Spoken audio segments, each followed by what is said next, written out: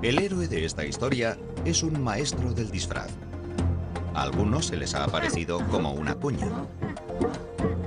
a otros como un cono. Pero sea cual sea la forma que haya adoptado, él siempre ha sido el número uno. Su historia es nuestra historia. Es una historia de lucha, de conocimiento, del lugar de donde vienen los números. Veremos cómo uno contribuyó a la creación de grandes ciudades y a la construcción de imperios, e inspiró a algunos de los más grandes pensadores de la historia. Y veremos también cuál fue su papel en el hecho de que el dinero funcione como lo hace. Oh, gracias. Y por último veremos cómo uno se alió con cero para dominar el mundo en que vivimos hoy en día, el mundo digital, el mundo gobernado por unos y ceros. Las palabras que estoy diciendo ahora han sido recogidas en primer lugar por mi ordenador utilizando un código de unos y ceros. Incluso mi imagen, que sale en esta televisión digital, ha sido enviada a través del éter como una serie de unos y ceros.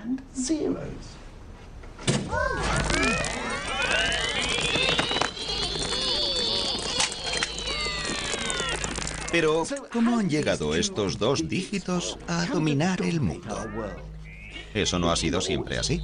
De hecho, durante la mayor parte de la historia humana, el cero ni siquiera ha existido.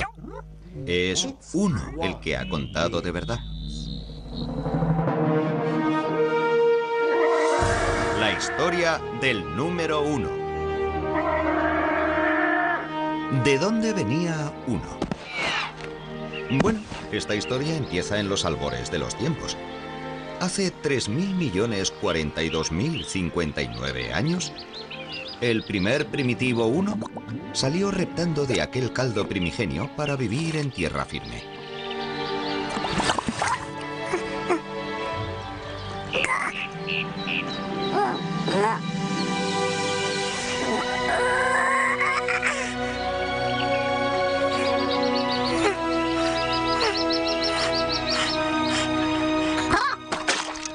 No, en absoluto, es broma. De hecho, los orígenes del uno están envueltos en misterio. Un misterio que solo nuestros más primitivos antepasados podrían resolver. En cierto momento, alguno de ellos debió ser el primer ser humano que usó el uno para contar. Pero, ¿cuándo? Prácticamente desde que el hombre ha sido capaz de hacer marcas en los huesos, ha estado, bueno, haciendo marcas en los huesos.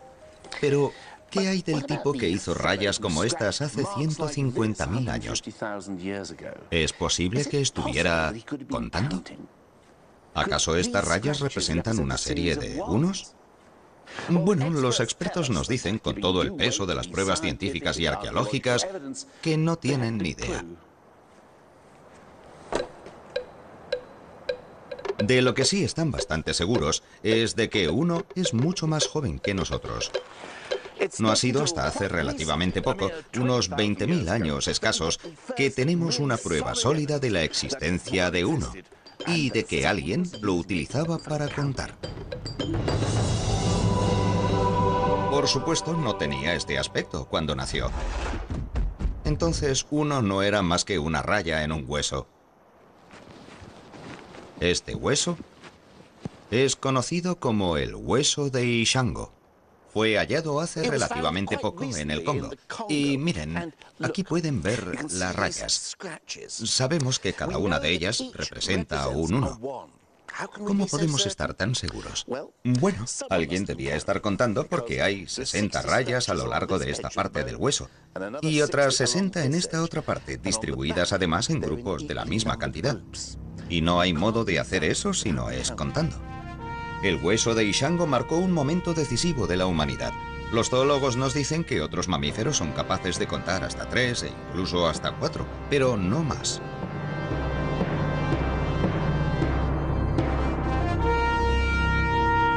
Al convertir el 1 en una raya, Nuestros primeros ancestros podían contar hasta 4, 5 y 6 si realmente eran tipos listos. De hecho, podían contar tantos unos como quisieran.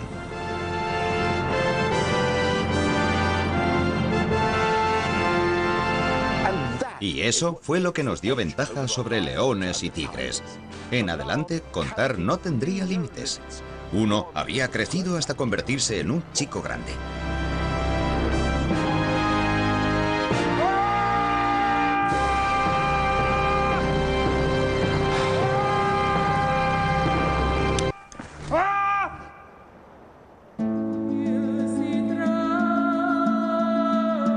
Mientras tanto, los humanos estaban empezando a mudarse, y eso iba a cambiar la historia de uno para siempre.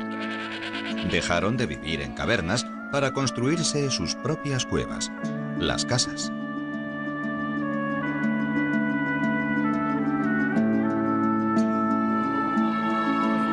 El siguiente acontecimiento importante en la vida de Uno iba a suceder en la antigua civilización de Sumer. Aquí, en el Próximo Oriente, hace alrededor de 4000. Bueno, ahí lo tienen. En aquella época, los sumerios decidieron darle a Uno su independencia. Dejaron de representarlo haciendo rayas en un hueso y lo liberaron, representándolo como una ficha. Esta transformación cambió no solo la vida de Uno, sino también el curso de la historia.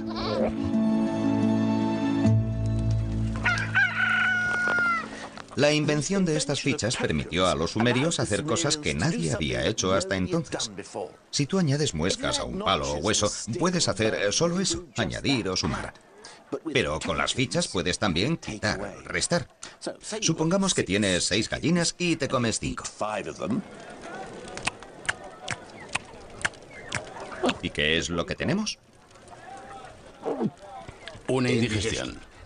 No. Ha inventado la aritmética. Aquel fue el mayor avance de Uno. Para averiguarlo, tenemos que ir a un lugar donde no sucedió.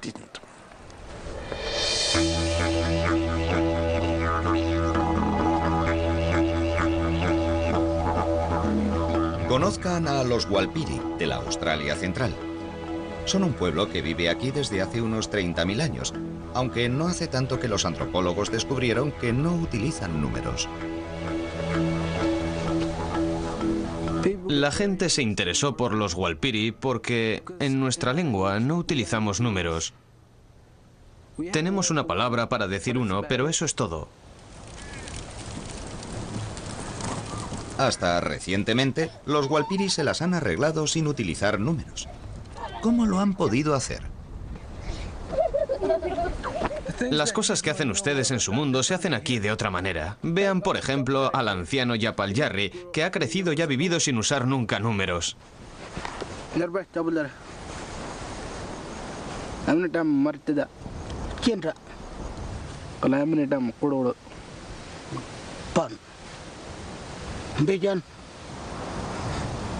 Yapal Jarri nombra a todos sus nietos.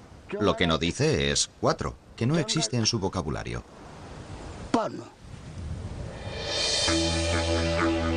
Los más viejos de los Walpiri no hablan de los momentos del día en términos exactos, sino de la posición del sol. Ni siquiera hablan de distancias, pues el mapa de su territorio está hecho no con números, sino con canciones que contienen toda la información que necesitan. Estas canciones de tiempos inmemoriales, profundamente enraizadas en su cultura, constituyen un gran orgullo nacional.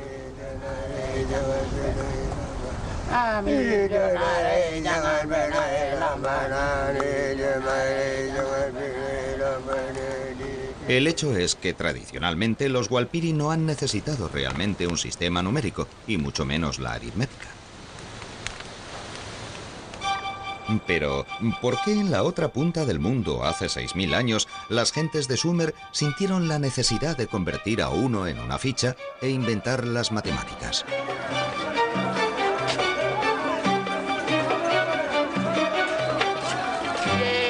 ¿Qué tenía tan diferente la vida en el Próximo Oriente? ¿Por qué la gente de la zona quiso expresar todas las cosas de forma matemática? Tal vez fuera porque había muchísima gente viviendo en el mismo lugar. A diferencia de los Walpiri, los sumerios vivían en ciudades, y las ciudades exigen organización. Había que almacenar y distribuir el grano, y averiguar cuánto le tocaba a cada uno requería de la aritmética. Por eso los sumerios convirtieron a uno en fichas en forma de cono. Las fichas hicieron posible la aritmética que hacía falta para conocer la riqueza, calcular beneficios y pérdidas, tal vez lo más importante, recaudar impuestos. Sí, se puede atribuir el invento de las matemáticas a la vida urbana.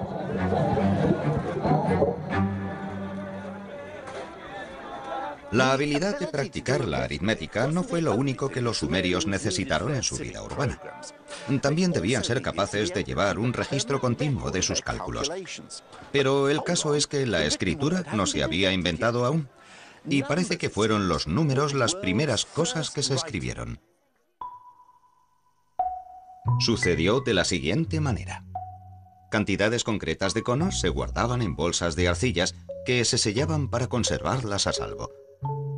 Una vez sellada la bolsa, ¿cómo podían acordarse de cuántos conos tenía cada una? Era un pequeño problema. Pero, un momento. Cogieron otro cono e hicieron en la parte exterior de la bolsa tantas impresiones como conos había en su interior. Después, alguna mente brillante se dio cuenta de que no necesitaban las bolsas para nada. Y ni siquiera hacían falta los conos. Podías hacer marcas directamente sobre una tablilla de arcilla y ya está. Tenías un registro de la cantidad. Había nacido la noción de la escritura. Los matemáticos sumerios eran ahora capaces de mantener registros permanentes de sus cálculos, y estos podían llegar a ser más complejos que nunca. Solo unos pocos elegidos, a los que se entrenaba desde la infancia, eran iniciados en los misterios de los números. Llegaron a ser una élite poderosa y muy bien pagada, a la que aún hoy rendimos homenaje. Eso es, el gran legado de los sumerios al mundo fue el contable.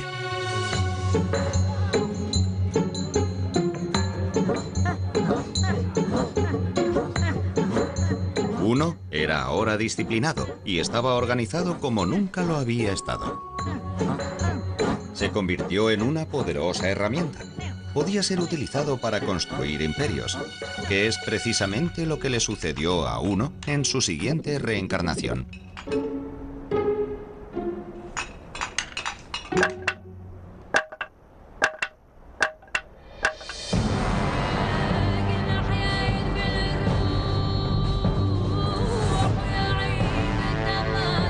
En manos de los sumerios, Uno había llegado a ser parte de un complejo sistema de cómputo.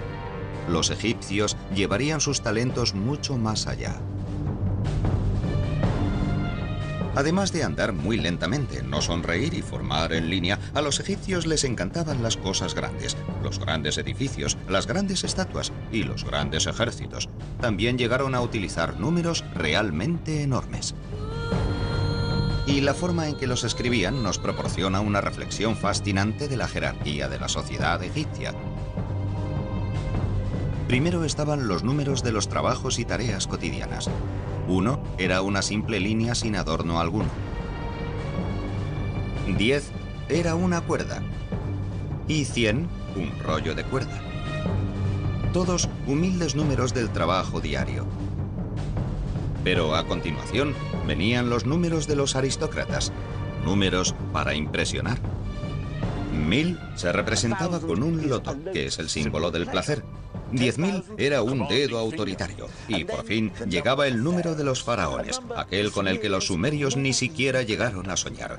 1.000.000, el tipo de número que solamente un faraón podía necesitar para contar a sus prisioneros.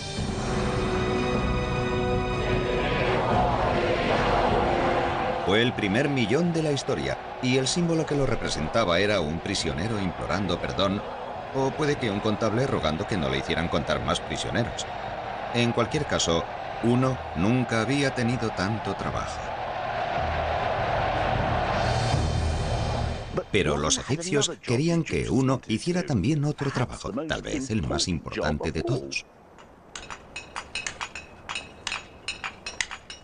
Necesitaban que les ayudara en la obra. Los antiguos egipcios eran constructores empedernidos que tenían buen ojo para la belleza.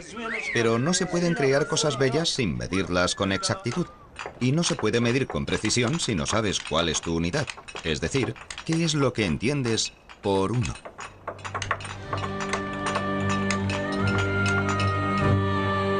Tratando de resolver este problema, los egipcios harían algo que nadie había hecho antes. Definieron su propia versión de uno. Y la basaron en la longitud del brazo de un hombre contada del codo a la punta de los dedos, más la anchura de la palma.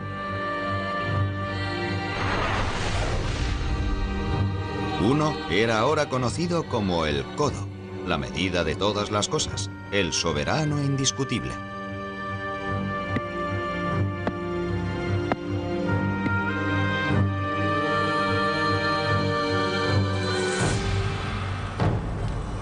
Estos unos oficiales, las barras maestras de un codo, eran tan importantes que se guardaban celosamente en el templo. Se hacían copias de ellas y se distribuían para que a lo largo de todo el imperio, fuera cual fuera la edificación, todos supieran lo que querían decir con uno. Y con esta simple barra de medida, los egipcios pudieron completar sus vastos proyectos arquitectónicos con asombrosa precisión. Si uno no se habría convertido en el codo, algunas de las maravillas del mundo habrían sido, bueno, menos maravillosas.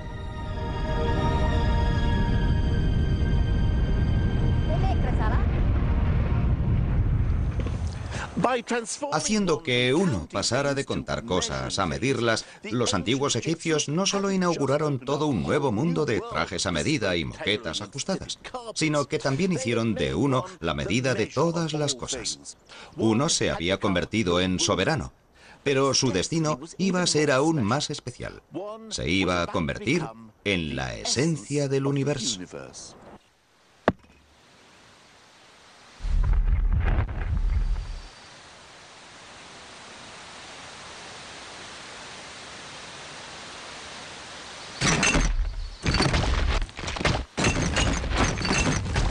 Todo empezó hace alrededor de 2500 años en la antigua Grecia, o lo que entonces era la Grecia moderna, a causa precisamente de un tipo que se llamaba Pitágoras. ¿Pitágoras? ¿No tenía una teoría o algo así?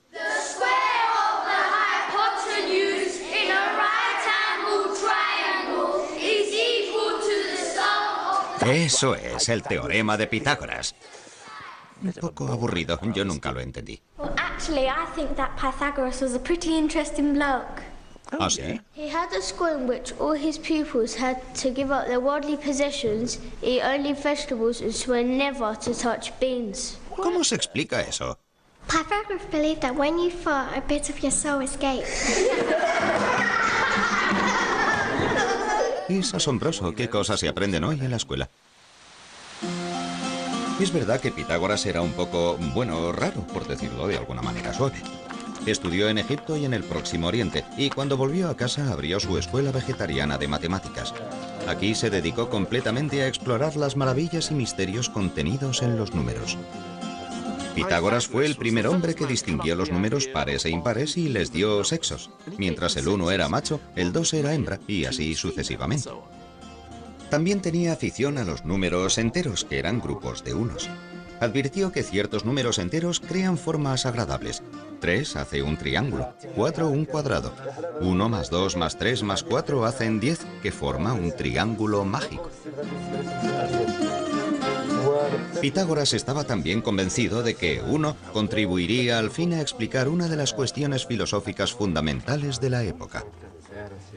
Los filósofos griegos buscaban incansablemente la primera materia del universo, aquella de la que todo estaba hecho. Un filósofo decía que todo estaba hecho de fuego, otro que de aire, el tercero que de agua. Pitágoras decía que todo estaba hecho de números, incluida la música.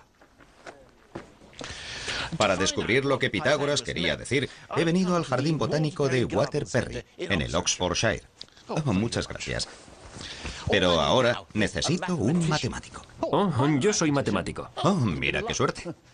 Pero si quieres saber algo sobre Pitágoras, la música y las matemáticas, vamos a necesitar algunos tiestos de diferentes tamaños. Ay, ay, ay. Oh, perfecto. Pitágoras quería comprender por qué ciertas combinaciones de notas sonaban tan hermosas y armónicas, y vemos que, si golpeamos un tiesto, obtenemos una nota, la... Pero si la combina con la nota de este otro tiesto, la... Es una combinación bastante mala. Escuchémoslas juntas. Oh, sí, eso no suena nada bien. Pero si toco este tiesto de aquí, la... Es una combinación hermosa. Vamos a escucharlas a la vez. Pero ¿por qué es una combinación tan hermosa? La respuesta es por la matemática. Los pesos de cada uno de estos tiestos mantienen una relación perfecta de 1 a 2. Y es esa combinación de números enteros la que produce ese sonido tan hermoso en oposición al caso del primer tiesto. Esto es en relación como de 1 a 1,2. No es una relación agradable de números enteros, por lo que se produce un sonido poco armonioso. Lo que Pitágoras dice es que las armonías son combinaciones de números enteros, números que vienen a ser grupos de unos. Pitágoras advirtió que estos números enteros eran la razón por la cual las cosas sonaban de manera tan hermosa, y eso le entusiasmó tanto que pensó que realmente la matemática era la base de todo, que podría explicar la armonía musical y el cosmos, y de ahí acuñó la frase la música de las esferas. ¿Tocamos?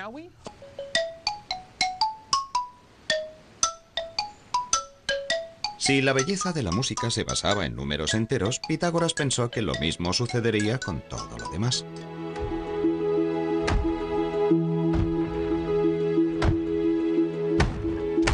Y como los números enteros son grupos de unos, uno debería ser la materia esencial de la que estaba hecho el universo. El uno nunca había sido tan admirado. Pero en última instancia, todo el sistema de creencias de Pitágoras estaba condenado al fracaso. E irónicamente, fue el triángulo que lo hizo famoso el que probaría su error.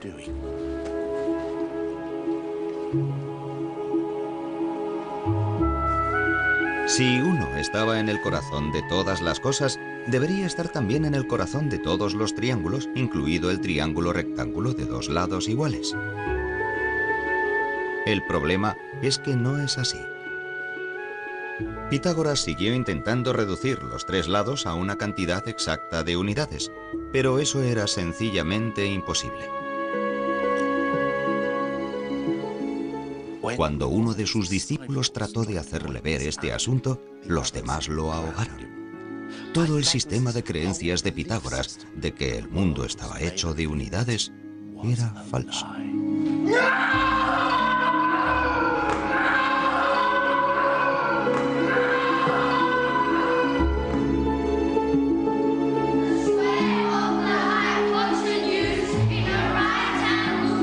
Pobre Pitágoras, que fue derrotado por su propia y más querida forma geométrica. El uno, sin embargo, estaba a punto de embarcarse en una nueva aventura. Solo que antes tendría que hacerse algo menos real. Como todos los humanos anteriores a él, Pitágoras no concebía los números si no representaban cosas reales. Un 1 no era un 1 si no se refería a una silla, o un paso, o un presentador de televisión.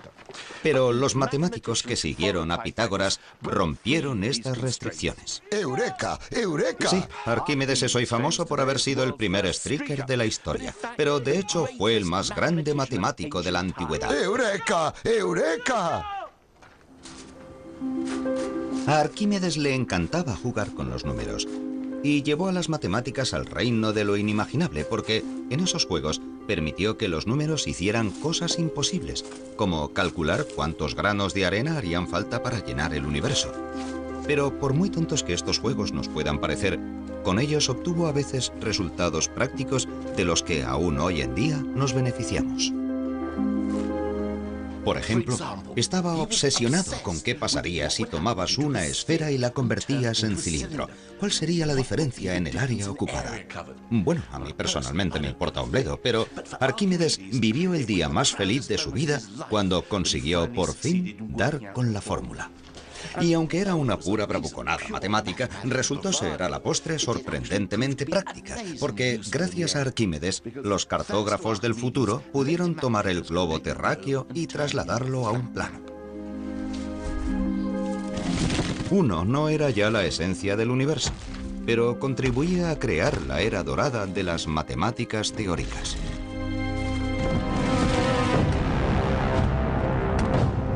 Pero una nueva fuerza se estaba extendiendo por el mundo, y uno estaba a punto de ser dominado por un pueblo que tenía obsesiones muy diferentes.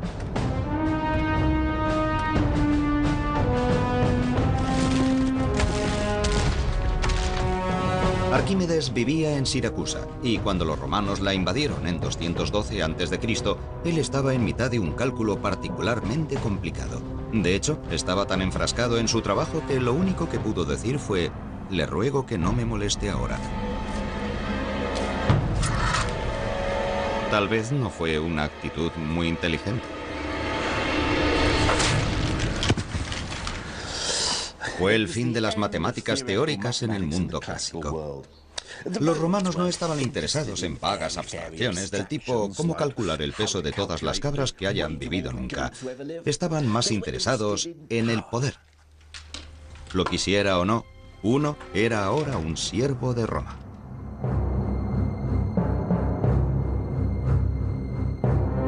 Debía abandonar el vertiginoso mundo de las matemáticas abstractas y centrarse en preocupaciones más prácticas.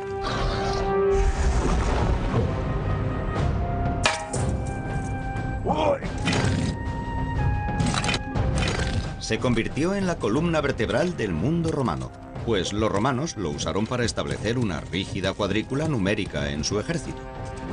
Había 10 hombres en una sección, y 10 secciones, es decir, 100 hombres, constituían una centuria. 2 centurias hacían un manípulo, palabra que literalmente significa un puñado, y supongo que eso es lo que serían 200 soldados romanos. Incluso los castigos se basaban en principios numéricos. Si una legión sufría una derrota humillante, toda la legión era diezmada, es decir, se mataba a 1 de cada 10 hombres, independientemente de cuáles hubieran sido las responsabilidades de cada uno.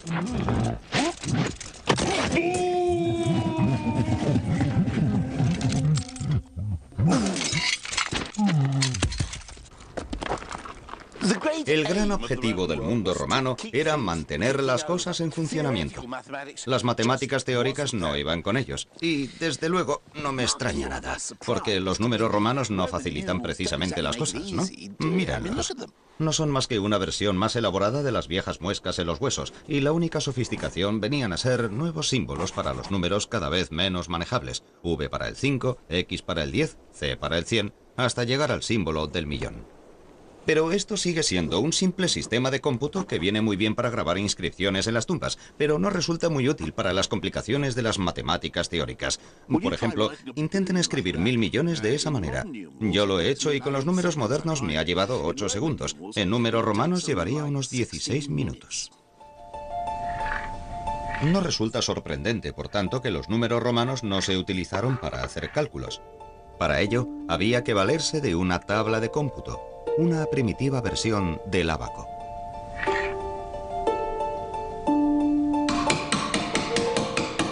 Los propios números solo se usaban para registrar los resultados. Tal vez no sea casualidad que, a diferencia de los griegos, hoy en día no se recuerde ni un solo matemático romano.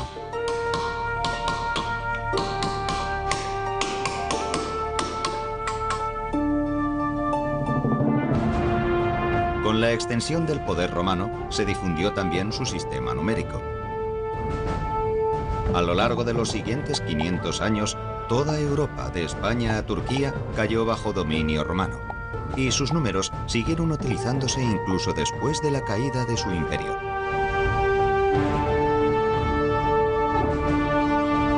Pero aunque el sistema romano parecía indestructible, no lo era. Su perdición vendría del este, de la India, para ser más preciso, alrededor del año 500 de nuestra era.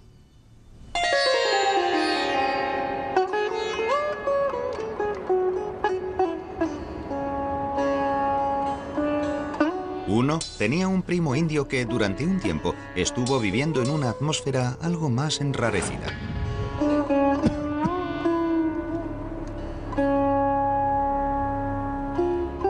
Los indios parecían haber estado mucho menos preocupados por la organización militar que por la renuncia al mundo y la búsqueda de la iluminación. Pero el nirvana no está ahí mismo al final de la calle. Para alcanzarlo hay que recorrer un camino muy largo que exige dedicarle muchísimo tiempo. De modo que para expresarlo, los indios tuvieron que inventar números extraordinariamente grandes. Ahí está el rayu, por ejemplo. Un rayu es la distancia que recorrería un dios en 6 meses si avanzara 1 millón de kilómetros en cada uno de sus parpadeos. ¿Y qué tal un palia? Un palia es la cantidad de tiempo que me costaría hacer un gran montón de lana de 10 kilómetros de alto si añadiera una hebra cada siglo. He aquí uno que he hecho un poco antes. Está claro que son unos números que a uno le harían sentir pequeño si no hubiera tenido la ayuda de sus amigos.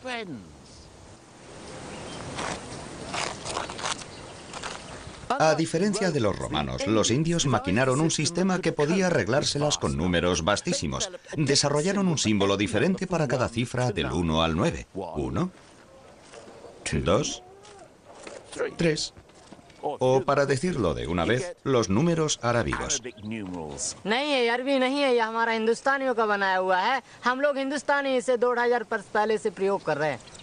La verdad es que tiene razón. Los números que utilizamos actualmente se llaman arábigos, pero de hecho nacieron aquí, en la India, en fecha tan temprana como el 500 después de Cristo. Pero hace alrededor de 1500 años, o algo más si están viendo una reposición de este programa, a alguien se le ocurrió una idea estupenda, increíble y extraordinaria. La mayor revolución que se había producido en los números desde que los sumerios inventaron las matemáticas. Un invento que cambiaría el mundo. Inventaron un número completamente nuevo.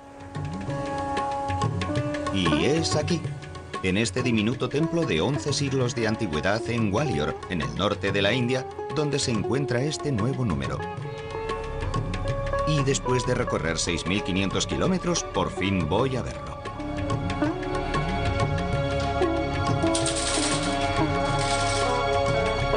Oye, Nick. Está cerrado.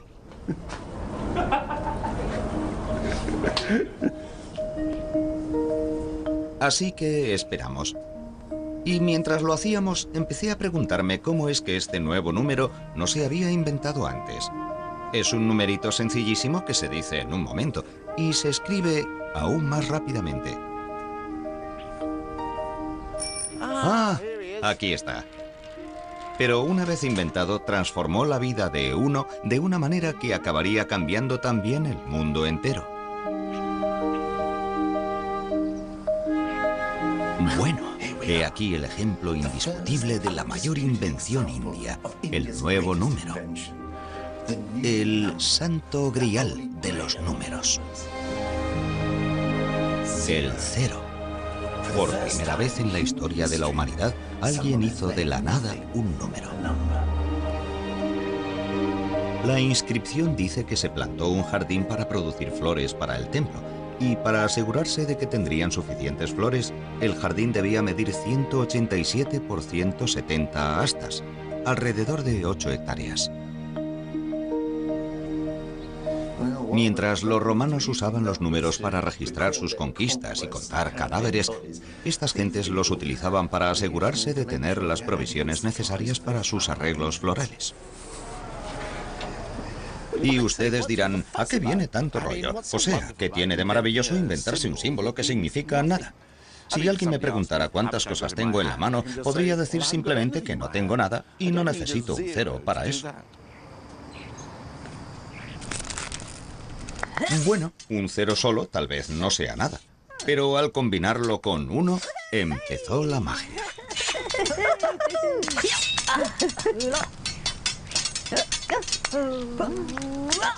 Y cuando a ellos se unió el resto de la tropa, los resultados fueron espectaculares. Con solo 10 dígitos, los indios podían hacer números infinitamente grandes e infinitamente pequeños. Los romanos no podían hacer esto. 1 había encontrado en 0 a su compañero ideal, y este fue un emparejamiento que habría de cambiar el mundo. Con la ayuda del resto del equipo, permitieron a la ciencia india avanzar extraordinariamente. Los astrónomos indios, por ejemplo, llevaban siglos de ventaja a los del mundo cristiano.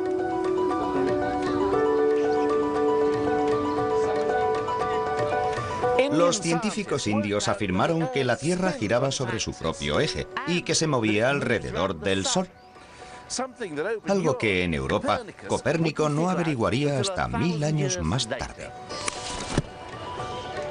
Los científicos indios también calcularon el diámetro del globo terráqueo y se equivocaron en menos de un 1% del que realmente es. Todo eso fue posible gracias a la participación de 1, 0 y el resto de la tropa de números. Fueron una gran sensación y su fama se extendió rápidamente por toda la Tierra. Antes o después se iba a producir un conflicto con los números romanos. Pero por ahora, 1, 0 y sus amigos se abrieron camino a través de los desiertos de Arabia para conquistar una de las sociedades más sofisticadas de la época en lo que hoy es Irak.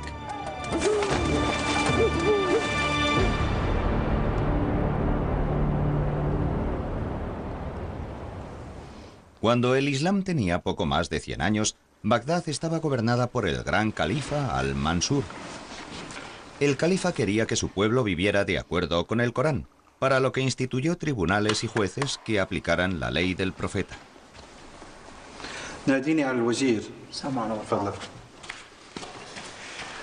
Pero la ley del profeta está llena de instrucciones que requieren severos cálculos matemáticos, si han de cumplirse con exactitud. Por ejemplo, a diferencia de lo que sucedía entre los cristianos, el Corán establece que la mujer obtenga su parte de una herencia. El libro dice, hay una parte para el hombre y otra para la mujer, cada una de las cuales depende del número de los demás parientes y de su relación con el difunto. Hacer todos esos cálculos requería la utilización de fracciones y ratios, pero los árabes de la época contaban aún con los dedos. No es que no estuvieran dotados para la aritmética compleja, es que su sistema numérico no les permitía avanzar más. Pero un día llegó a la corte un embajador de la India. Debía aparecer ante el gran califa con algún tipo de presente, pero el califa era un hombre de riquezas infinitas. Resultaba difícil saber qué regalarle. Vaya que una camiseta que dijera "Adoro la India" no habría servido. El embajador, sin embargo, había sopesado largo y tendido el asunto y decidió presentar al califa unos de los mayores obsequios que se le podían haber ocurrido: los números.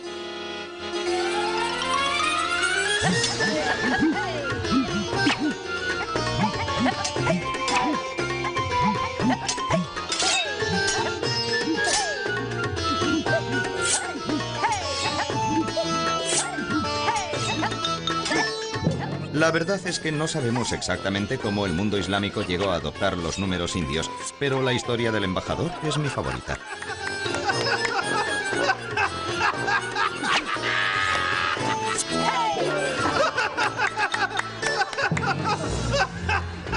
Lo que sí sabemos es que los eruditos musulmanes quedaron prendados por 1, 0 y el resto de la tropa.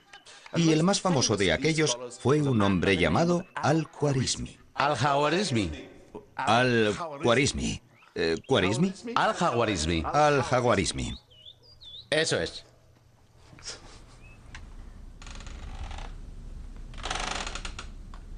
Al-Khwarizmi y sus colegas enseñaron a estos números un montón de trucos completamente nuevos. Ecuaciones cuadráticas. Álgebra. Pasteles de logaritmos cúbicos invertidos. Bueno, vale, eso me lo acabo de inventar. Pero estas nuevas hazañas numéricas permitieron a la ciencia, las matemáticas y la astronomía alcanzar grandes logros en el Próximo Oriente, y la cuadrilla india resultó un gran éxito en todo el mundo islámico.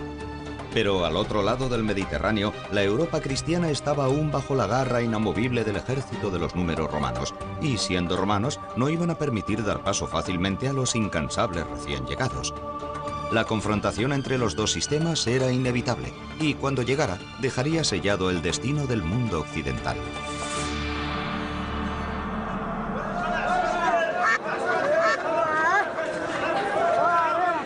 El principio del fin de los números romanos empezó en las costas del norte de África.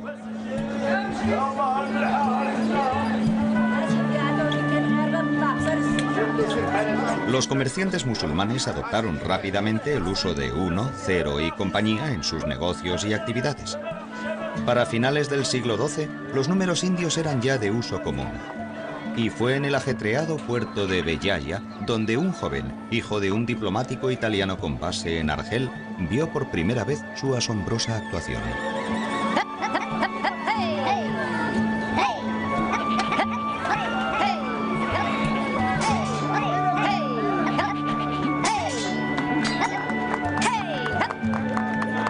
Cuando llegué a introducirme en el arte de los 9 símbolos de los indios, su conocimiento me satisfizo más que cualquier otra cosa en el mundo, y llegué a comprenderlo bien.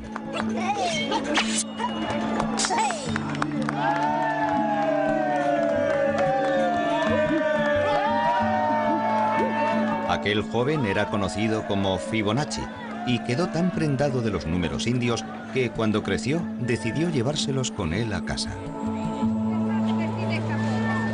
En 1202, Fibonacci escribió un libro sobre el cálculo llamado, el libro del cálculo.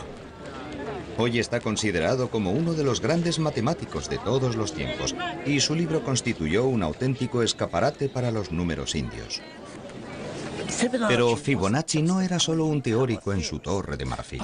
Parte de su libro de cálculo estaba destinada especialmente a los comerciantes, a los que les mostraba lo útiles que podían ser los números indios para calcular sus beneficios. Tal vez piensen que no era especialmente rompedor, pero esta era la época en la que el capitalismo empezaba a salir a la luz en Europa, y el libro de Fibonacci se convirtió en lectura obligada.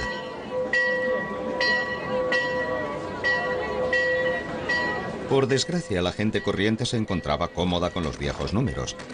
Al fin y al cabo, habían vivido con ellos durante los últimos 1000 años. Los viejos números romanos no iban a ponérselo fácil a los recién llegados.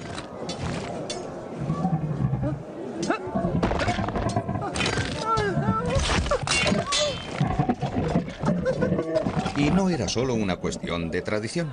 El cliente o comprador medio tenía algunas buenas razones para preferir el sistema antiguo.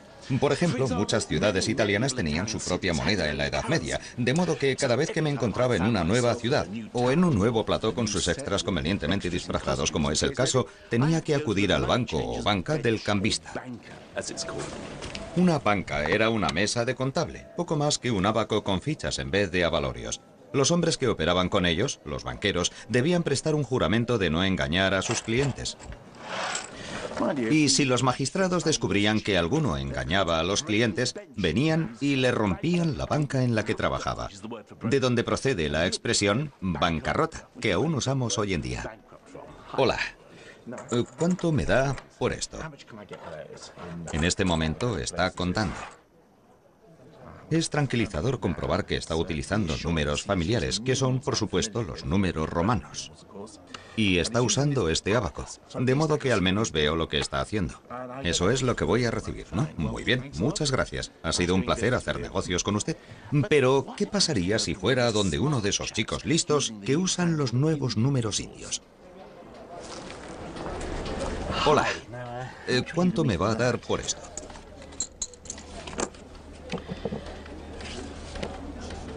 Aquí hay un ligero problema. Si yo fuera un cliente medieval, no tendría ni idea de lo que está escribiendo. Así que no me extraña que la gente se mostrara recelosa. Si mi banco empezara a llevar mis cuentas en chinos, también me preocuparía un poco. Oh, gracias, pero no tengo ni idea de cómo ha llegado hasta ahí. Bueno, en cualquier caso, gracias. Esta desconfianza llegó a ser extrema. En 1299, la ciudad de Florencia llegó a prohibir que los comerciantes usaran los nuevos números en sus cuentas. Debían usar números romanos. Pero ninguno fue tratado con más recelo y despecho que el compañero de uno, 0. Un escritor lo describió como un signo que crea confusión y dificultades.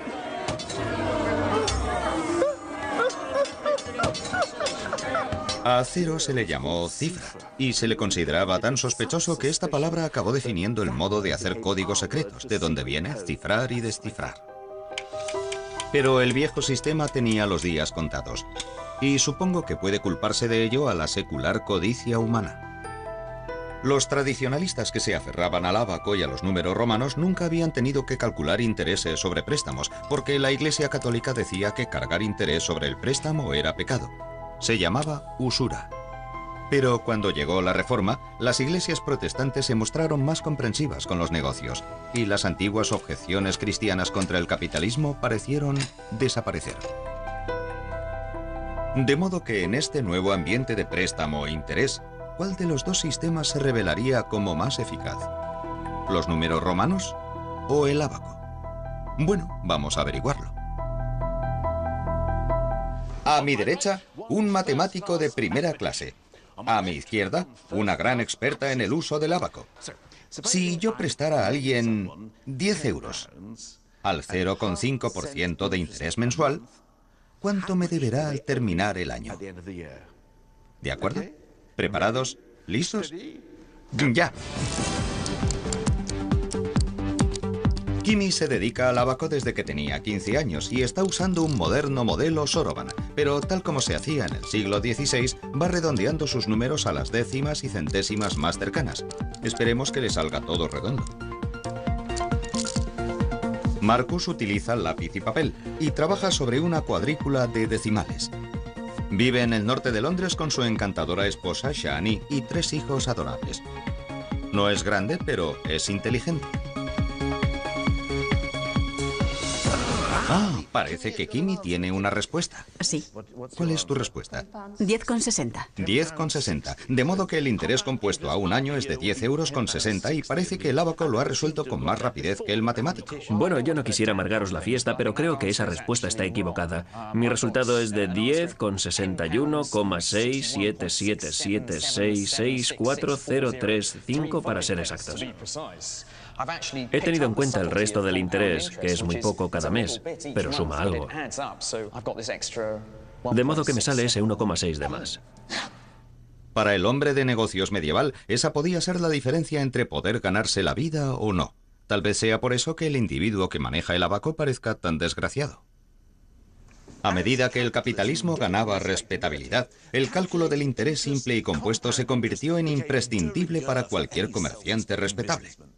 Y para llevarlo a cabo, incluso con el ábaco, el viejo sistema romano no podía competir con los números indios. Así que siglos después de que Fibonacci los trajera a Europa, los números indios, al final, desplazaron a los pesados y torpes números romanos. Eran rápidos y versátiles, y con 1 y 0 como líderes, mucho mejores en el trabajo de equipo.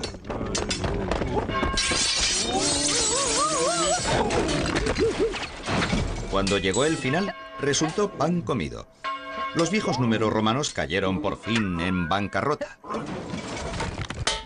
Pero 1 y 0 tenían planes de futuro aún más ambiciosos y no pensaban incluir en ellos el resto de los números.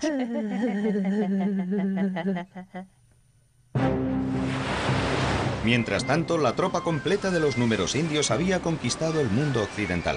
Con ellos, los navegantes europeos hallaron más fácil calcular la latitud en la que se encontraban y así atreverse a cruzar el gran océano lejos de la vista de la Tierra. Así es como tropezaron con América. Y los nuevos números se convirtieron en el vocabulario de la banca moderna tal y como lo conocemos hoy. Pero aún había mucho espacio para el viejo problema de el error humano. ¡Socorro, socorro, socorro! ¡Socorro, socorro! ¡Qué desgracia! ¡Dios mío! ¡Socorro, qué desgracia! Colón pensaba que había llegado a Japón cuando de hecho había llegado a las Indias Occidentales tras recorrer la mitad del mundo. Había cometido un error que es cosa de humanos, pero había un hombre empeñado en conseguir que dejaran de producirse. Sucedió alrededor de 1600... Bueno, no sé ni por qué me molesto.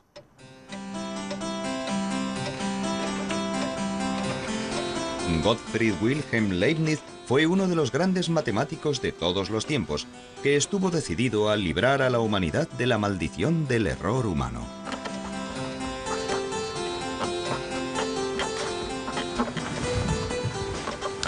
Tratando de hacerlo, Leibniz inventó algo que aún hoy sigue afectándonos en nuestras vidas cotidianas. Y lo que es más, es un invento que daría a nuestro viejo amigo Uno la oportunidad de gobernar el mundo. Leibniz estaba convencido de que podía erradicar el error inventando una máquina de calcular mecánica, y de hecho construyó una, utilizando todos los números del 0 al 9. Pero después tuvo una idea mejor, inspirada por su filosofía. Es verdad que, mientras el completo vacío y la jungla sombría pertenecen a Cero, él es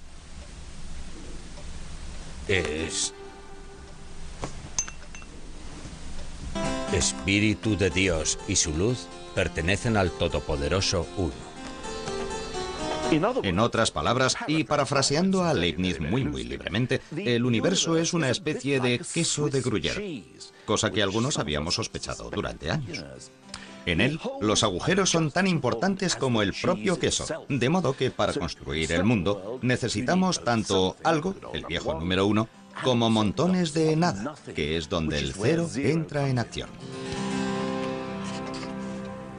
Leibniz estaba convencido de que 1 y 0 eran los únicos miembros del equipo realmente necesarios. Afirmaba que con estos dos números podría hacer realidad cualquier sueño matemático, y lo que es más, eliminar el error humano.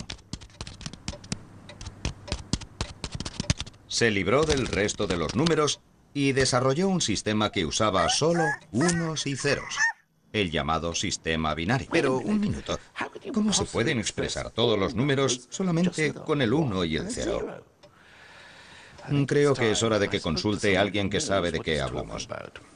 Marcos, necesito entender el sistema binario. ¿Binario? Bien, déjame mostrarte un número en sistema binario. De acuerdo. He aquí el número 9 escrito en sistema binario. Se usan solo unos y ceros, y se escribe cualquier número. Solamente con unos ceros. Esto es 9 en binario. Bueno, a mí me parece que es 1001. Eso es porque estás obsesionado con tus 10 dedos y quieres contar las cosas de 10 en 10. En el sistema decimal tienes en cuenta cuántos unos hay en la primera columna, cuántos dieces en la segunda, cuántos cientos y cuántos miles. Pero en el sistema binario las cosas funcionan de otro modo. En él hay que fijarse en cuántos unos, cuántos doses, cuántos cuatros y cuántos ochos hay en cada columna. Aquí tenemos un huevo. Debemos representar este número utilizando solo unos y ceros. Sí. Bien, entonces solo podemos poner un huevo o no ponerlo.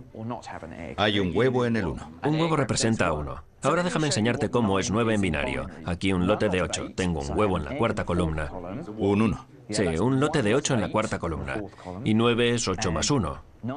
De modo que necesito otro 1 en la columna de los unos. Así que en sistema binario, 9 es un 8. Ningún 4, ningún 2 y un 1. Asombroso. Pero, ¿qué pasa con los demás números? Bueno, después de unas 3 horas de clase, llegué a comprender que era posible expresar todos los números utilizando solo unos y no unos. Incluso llegué a convencerme de que no hacía falta usar huevos para hacerlo.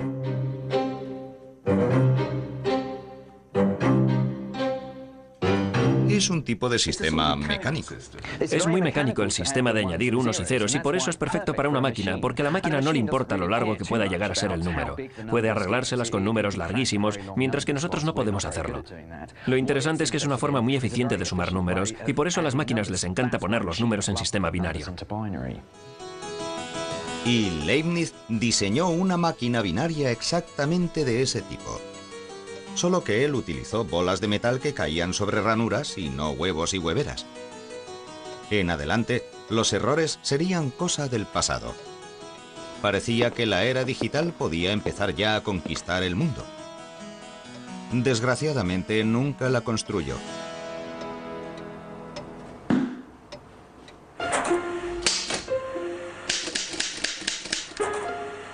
Uno y 0 debían esperar aún otros 265 años antes de ponerse bajo la luz de los focos.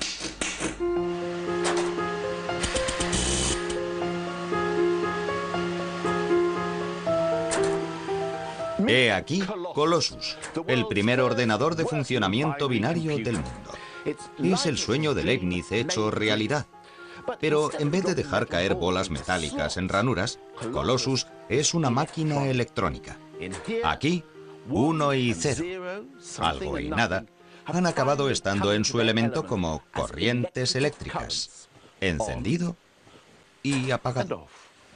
Colossus se creó en la Segunda Guerra Mundial y se instaló aquí, en el centro de decodificación de Bletchley Park. Estaba formado por 1200 válvulas, miles de cables y cientos de componentes mecánicos. Pero como en todos los ordenadores de hoy en día, el verdadero corazón de esta máquina es 1 y 0.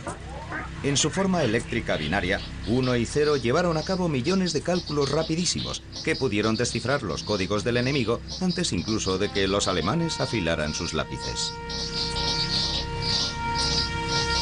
Gracias a Colossus, los aliados supieron lo que decían los mensajes alemanes antes que el propio Hitler. Y puede que este extraordinario invento contribuyera a acortar la guerra en más de 2 años. La tecnología que nació aquí, en Bletchley, ha cambiado nuestro mundo para siempre. ¿Recuerdan todas aquellas razones por las que hacía falta utilizar y comprender los números? Realizar cálculos astronómicos, hacer mediciones, dividir correctamente las propiedades. Los ordenadores pueden hacerlas todas. Sacar porcentajes, calcular los cambios de moneda y el interés compuesto. Todos esos cálculos que preocuparon y a veces dejaron perplejos a los grandes pensadores de la antigüedad pueden dejarse ahora en manos de los ordenadores. Podemos vivir en nuestra bendita ignorancia sin saber siquiera si el resultado es correcto o incorrecto. ¿Y eso tiene que ser bueno? ¿No?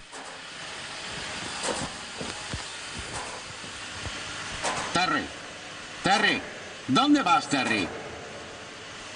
¿No me vas a dejar aquí? ¿No, Terry? ¡Terry!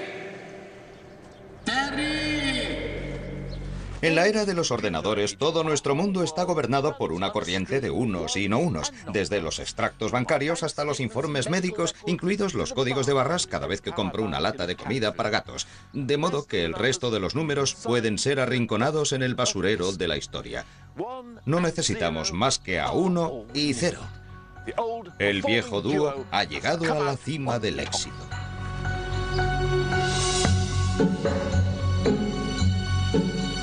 Esperamos poder controlar a estos pequeñajos.